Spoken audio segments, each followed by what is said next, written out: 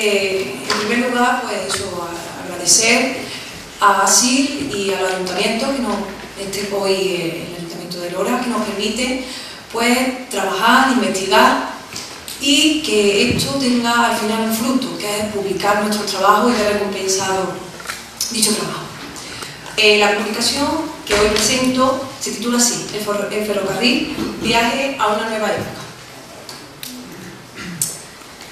Con esta comunicación trato dos asuntos. Uno primero, el por qué se construye el tramo, la concesión del tramo ferroviario Osuna-La Roda, y en segundo lugar, lo que hago una recopilación de las noticias que la prensa de finales del siglo XIX y principios del siglo XX nos habla sobre dicho tramo, sobre esos pueblos que antes de que pasara el tren apenas existían noticias sobre ellos, porque es cuando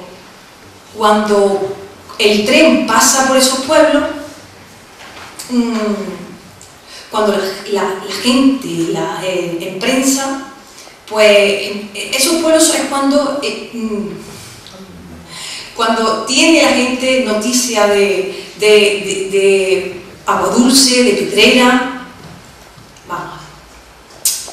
No sé si sabéis que el primer ferrocarril en España no se crea, no empieza a funcionar en la península, sino en Cuba en el año 1837.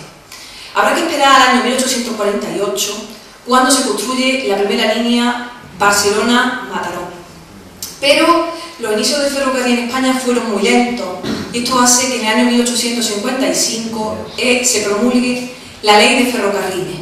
Esto hace que el sector se liberalice y se sientan las bases para la construcción y explotación de la red ferroviaria en España.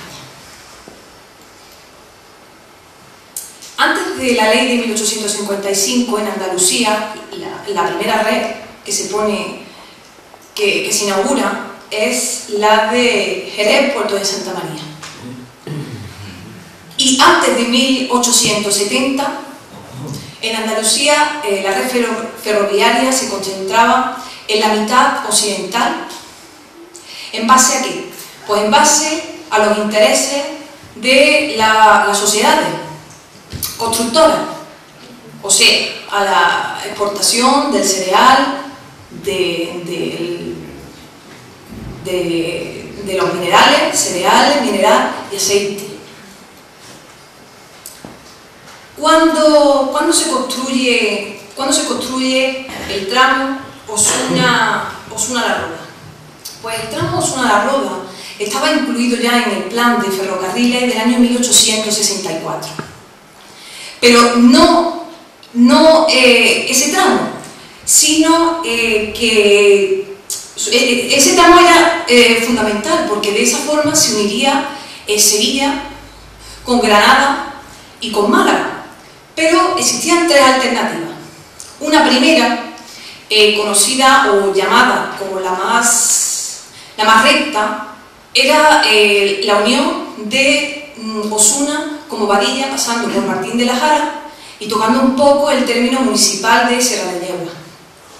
Otra segunda alternativa, que era la más recta, era la unión de Osuna con La Roda, pasando por Agua Dulce y por Pedrera.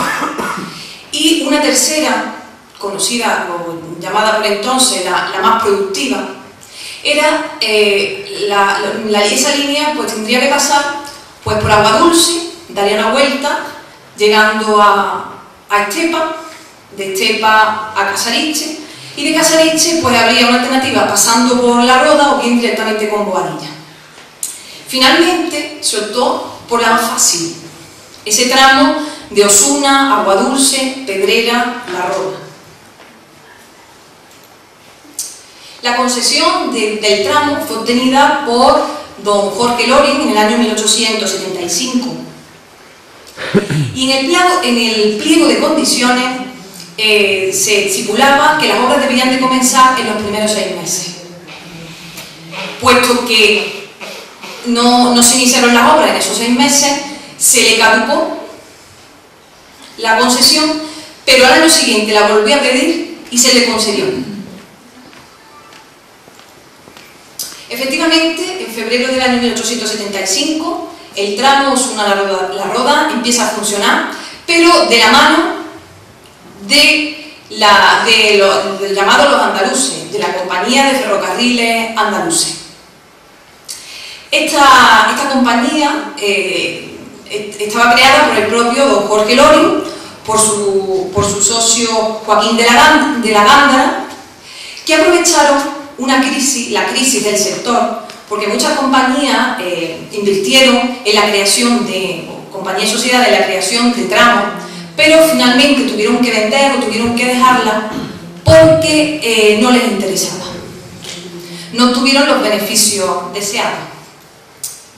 La segunda parte de la comunicación, en la que lo que realizo es una compilación de noticias de prensa de finales del siglo XIX y del siglo XX que se refieren a este tramo.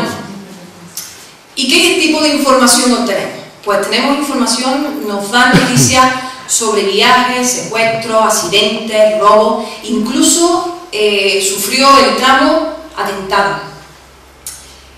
Para aquellos que no lo sepáis, la prensa de finales del siglo XIX y principios del XX tenía unas características no muy distintas a la prensa actual. ¿Por qué?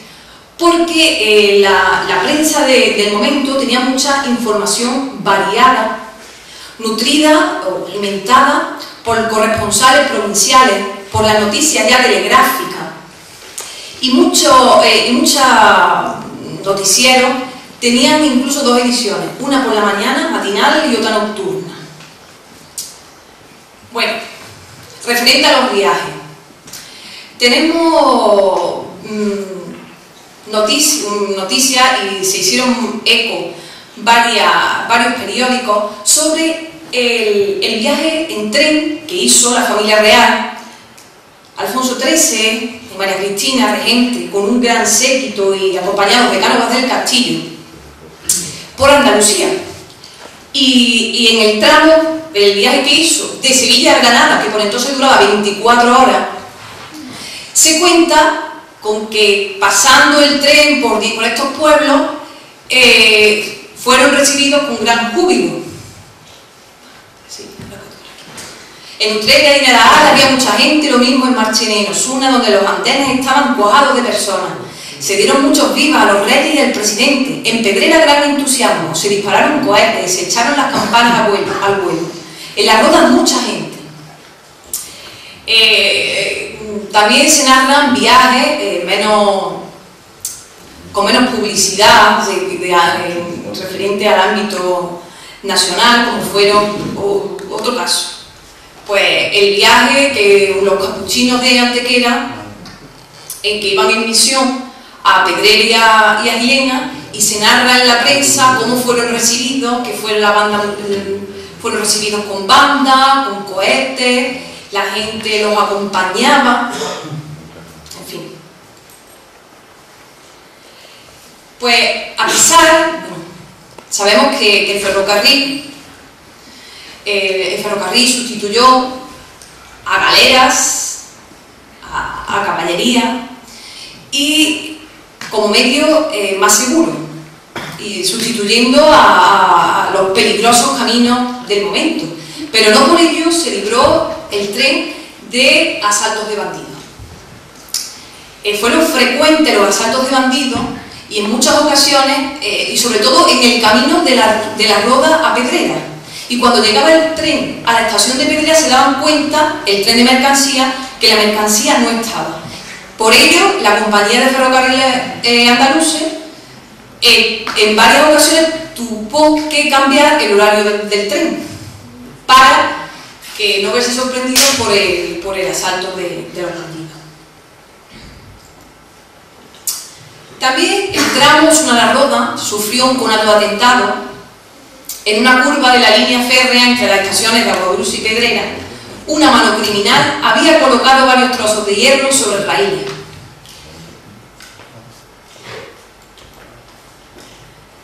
También los viajeros del tren visionaron secuestros. Fue uno muy famoso, y de ello se hizo eco la prensa de la época, fue el intento de secuestro